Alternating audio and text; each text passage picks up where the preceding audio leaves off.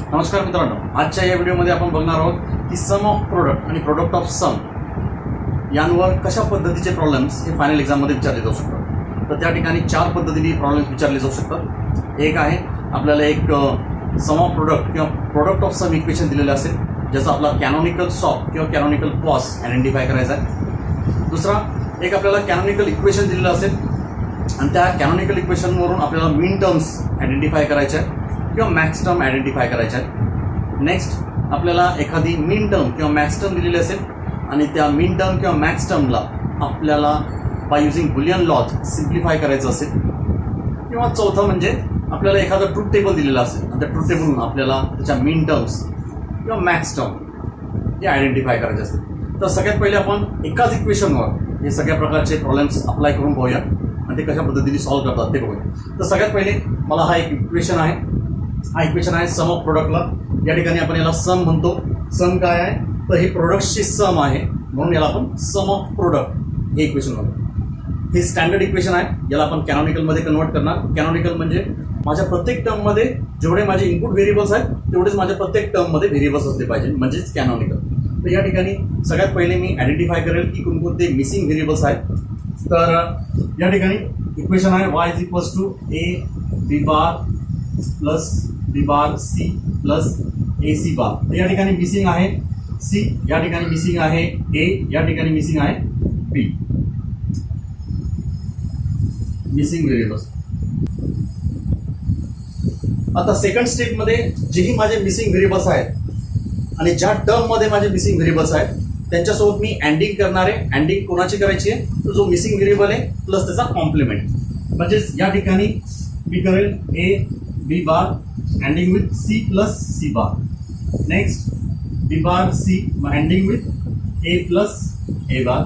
Next आहे A C bar anding with B plus B bar. आता मी ह्या इक्वेशनला सिम्प्लिफाय करतो. मल्टिप्लिकेशन करून आपण याला सिम्प्लिफाय करूया. तर या ठिकाणी मल्टिप्लिकेशन केलं, हा झाला A B bar C plus A B bar C bar plus A B bar C plus A bar B bar C plus A B C bar plus A B bar C bar. Next आपण आता यांच्यामध्ये काय common आहे ते identify करून त्याच्याबद्दल एकदा represent करूया. तर या ठिकाणी कॉमन आहेत ए बी बार सी ए बी बार सी. या दोघांच्या ऐवजी मी फक्त एकदाच ए बी बार सी लिहिणार, जो की आपला ऑरला आहे. A plus A is equals to A. तर या ठिकाणी A B bar C plus next ही टर्म एक आपली रिपीट होतीये, या दोघांच्या जागी पण मी एकदाच लिहिणार. तर हा झाला A B bar C bar plus या दोघांमधून कोणी रिपीट होत नाहीये म्हणून मी या दोघांना ॲज इट इज लिहितो. A bar B bar C plus A B C bar. तर अशा पद्धतीने आपण जे कॉमन आहेत त्याच्याबद्दल एकदाच दिलेलं आहे आणि ही टर्म लिहिली. आता याच इक्वेशनला आपण म्हणतो कॅनॉनिकल सॉल्व. तर सगळ्यात पहिले आपण काय केलंय की आपण एका स्टँडर्ड इक्वेशनला कॅनॉनिकल सॉल्व मध्ये कन्वर्ट केलं. हा झाला एक प्रकारचा प्रॉब्लेम. दुसऱ्या प्रकारचा प्रॉब्लेम काय असू शकतो तर दुसऱ्या प्रकारचा प्रॉब्लेम असेल की आपल्याला एक कॅनॉनिकल इक्वेशन दिलं असेल, त्याच्यावर आपल्याला त्याच्या मीन टर्म आणि मॅक्स टर्म आयडेंटिफाय करायचे असेल. तर आपण फक्त मीन टर्म आयडेंटिफाय करूया, कारण की आपण सॉल्व साठी बघतोय सध्या. तर इक्वेशन मी हेच इक्वेशन आपण ह्याच प्रॉब्लेमचं मीन टर्म आयडेंटिफाय करूया. तर या ठिकाणी माझा इक्वेशन आहे A B bar C plus A B bar C bar plus A bar B bar C plus A B C bar. या ठिकाणी मीन टर्म आयडेंटिफाय करायला ए ला मी 1 मेन्शन करेन, बी बारला 0, सी ला 1. तशाच प्रकारे 1 0 0 नेक्स्ट 0 0 1 नेक्स्ट 1 1 0. म्हणजे हा झाला माझा M5. नेक्स्ट आहे M4, नेक्स्ट आहे M1 आणि आहे M6. आता मी याला फायनली लिहू शकतो y is equals to summation m, म्हणजेच 1 4 5 6. तर याला मी मेन्शन केलेलं आहे, ही आहे माझी मीन टर्म.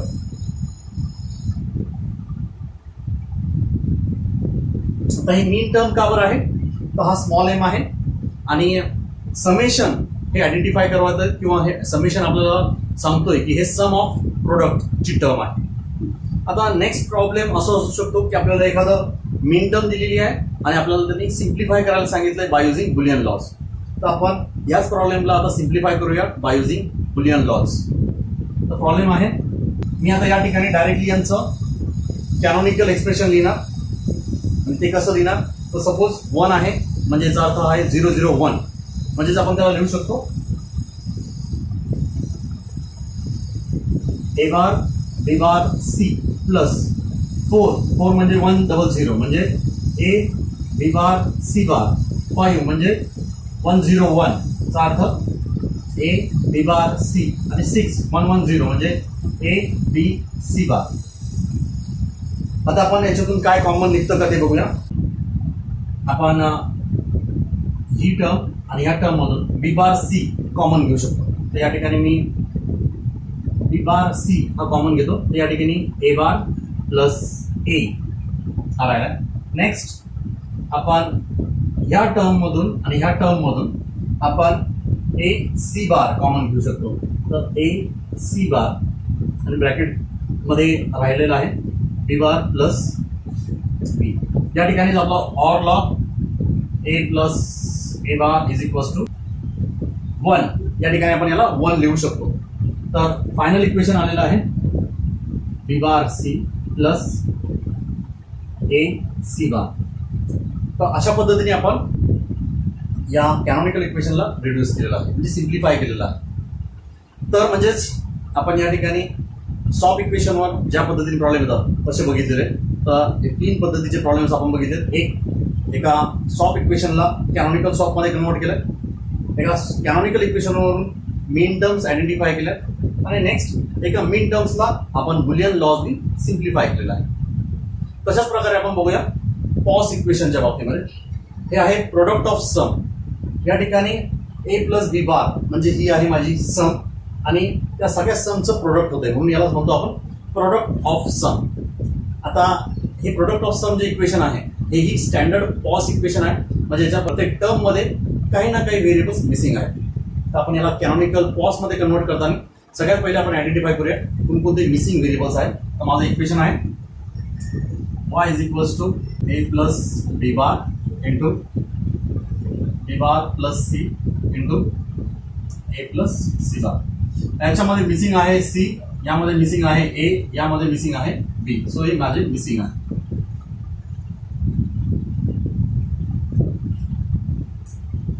नेक्स्ट जे मिसिंग आहेत त्यासाठी सेकंड स्टेप आहे की ज्या टर्म मध्ये माझे मिसिंग व्हेरिएबल्स आहेत त्यांच्यासोबत मला ऑरिंग करायचं आहे. आणि ऑरिंग कशाचं करायचं आहे, तर missing variables multiplies with complement of that variables.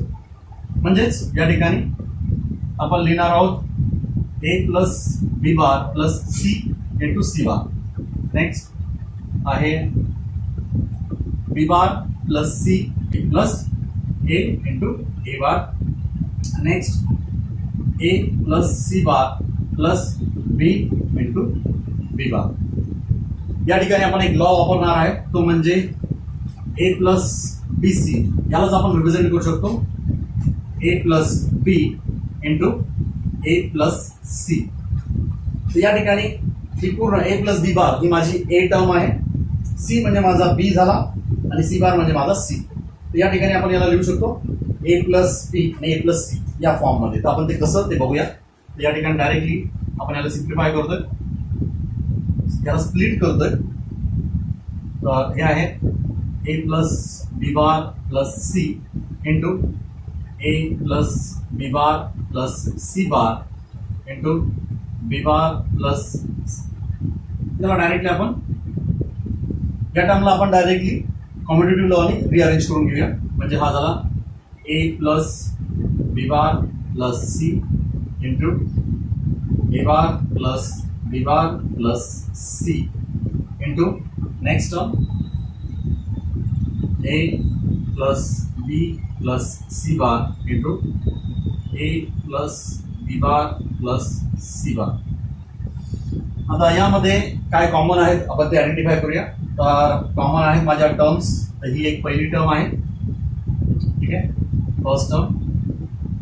तर ही आहे आपली A plus B bar plus C multiplies with next आपली कॉमन टर्म आहे, एक टर्म माझी कॉमन आहे सेकंड, त्याला आपण एकदा मेन्शन करूया A plus B bar plus C bar आणि नेक्स्ट यामध्ये ह्या दोन टर्म मध्ये काहीच कॉमन नाही म्हणजे ह्या टर्म रिपीट होत नाही त्या ठिकाणी आपण ॲज इट इज मेन्शन करूया A bar plus B bar plus C into A plus B plus C bar. तर हे आलेलं इक्वेशन म्हणजे माझं कॅनॉनिकल पॉस आहे. हा आहे कॅनॉनिकल पॉस.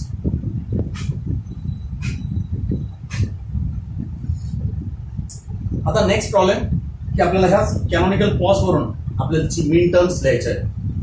तर याच्या आधीच्या एक्झाम्पलमध्ये आपण पाहिलं की सॉफ्ट इक्वेशन लिहिताना आपण ज्या ठिकाणी ए आहे त्याला 1 मेन्शन केलं, ज्या ठिकाणी बी बार आहे त्याला आपण 0 मेन्शन केलं. तर या ठिकाणी व्हाईस वर्सा असतं म्हणजे ज्या ठिकाणी ए आहे त्याला आपण 0 मेन्शन करणार आणि ज्या ठिकाणी बी बार आहे त्याला 1 मेन्शन करणार. तर याचा अर्थ माझा इक्वेशन बनतोय. आपण आता याला रिराईट करूया म्हणजे हा झाला 0 1 0 नेक्स्ट 0 1 1 नेक्स्ट 1 1 0 0 0 1. तर या वरून आपण याला डायरेक्टली लिहू शकतो. हा आहे आपला M2 M3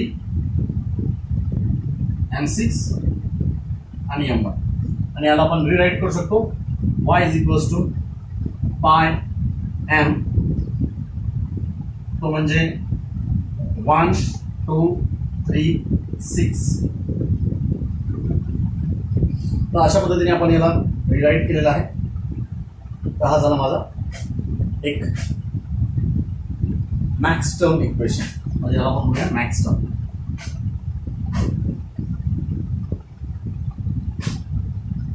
सेम आपल्याला प्रॉब्लेम येऊ शकतो की आपल्याला एक मॅक्स टर्म दिलेलं असेल आणि त्या मॅक्स टर्मला आपल्याला सिम्प्लिफाय करायचे बाय युजिंग बुलियन लॉज. तर आपण याच इक्वेशनला आता म्हणजे ह्या मॅक्स टर्मलाच आपण सिम्प्लिफाय करूया बाय युजिंग बुलियन लॉज. ते कशा पद्धतीने त्याच्यावर आपण परत एकदा मॅक्स टर्मचं इक्वेशन लिहूया आणि त्याला रिराईट करून त्याला सिम्प्लिफाय करूया. तर या ठिकाणी माझं इक्वेशन आहे A plus B plus C bar into A plus B bar plus C into A plus B bar plus C bar into next A bar plus B bar plus C. आता ह्या इक्वेशनला जर आपल्याला simplify करायचं असेल तर आपल्याला प्रत्येक ब्रॅकेटने एकमेकांना मल्टिप्लाय करायचं आहे आणि त्याच्यानंतर बुलियन लॉज लावायचे. तर ही प्रोसेस एक फार लेंथी प्रोसेस आहे. त्याच्यामुळे आपण याला बुलियन लॉजनी सिम्प्लिफाय करायच्या ऐवजी केमॅपने सिम्प्लिफाय करतो. ते आपण नेक्स्ट व्हिडिओमध्ये तर त्याच्याबद्दलही बघूया की केमॅप कशा पद्धतीने वर्क करत असतो. आता आपण याच्यातला नेक्स्ट प्रॉब्लेम बघूया की कसं आपण एका ट्रूथ टेबलवरून मीन टर्म आणि मॅक्स टर्म रिराईट करू शकतो. नेक्स्ट जो प्रॉब्लेम विचारला जाऊ शकतो सॉप आणि पॉसवर तो आपण आता बघत आहोत.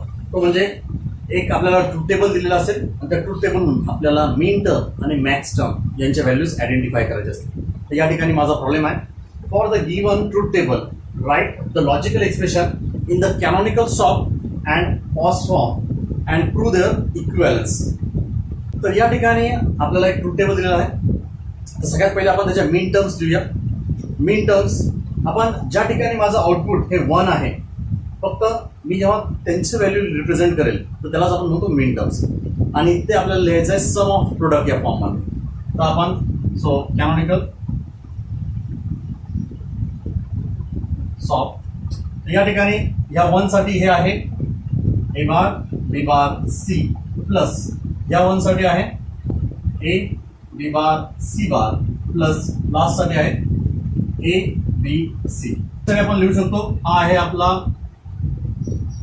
M1 नेक्स्ट आहे M4 आणि M7 म्हणजे त्याला आपण रिप्रेझेंट करू शकतो y is equals to summation M 1 4 7. तर हे झाला माझा कॅनॉनिकल सॉफ्ट इक्वेशन आणि हे आहे याचं मीन टर्म. नेक्स्ट आता ज्या ठिकाणी माझं आउटपुट हे 0 आहे त्यासाठी मी मॅक्स टर्म इक्वेशन लिहू शकतो, म्हणजे कॅनॉनिकल पॉज इक्वेशन लिहू शकतो. तर आपण आता हे जे इनपुट आहे या ठिकाणी माझं आउटपुट 0 आलेलं आहे आणि ते इनपुट आहे 0 0 0. पॉज इक्वेशन लिहिताना आपण ऑर फंक्शनमध्ये ते इक्वेशन लिहितो. जसं या ठिकाणी आपण अँड फंक्शनमध्ये लिहिलं होतं, म्हणजे a into B into C या फंक्शनमध्ये. तसं आता मी लिहिताना a plus B plus C अशा फॉर्मॅटमध्ये लिहिणार. अँडमध्ये लिहित असताना आपण ज्यावेळेस a हा माझा इनपुट a हा जेव्हा 0 आहे तेव्हा आपण त्याला रिप्रेझेंट केलं a बारने. पण आता या ठिकाणी व्हाईस वर्सा करायचं आहे, म्हणजे आपण लिहूया कॅनॉनिकल पॉज इक्वेशन.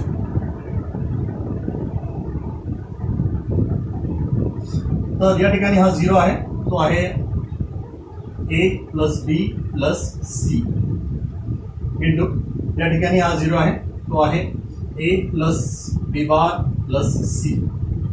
म्हणजे या ठिकाणी माझी बी ची व्हॅल्यू ही 1 होती, तर त्या ठिकाणी मी बी बार घेतलेला आहे. नेक्स्ट ज्या ठिकाणी 0 आहे या ठिकाणी 0 आहे, तर तो आहे a plus B bar plus C bar. Next या ठिकाणी एक 0 आहे, तर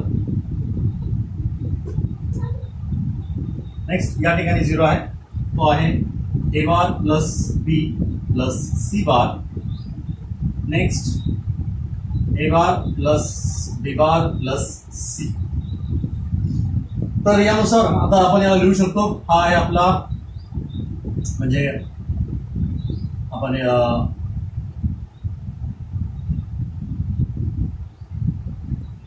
तर या ठिकाणी आपण याच्या मॅक्स टर्म लिहूया.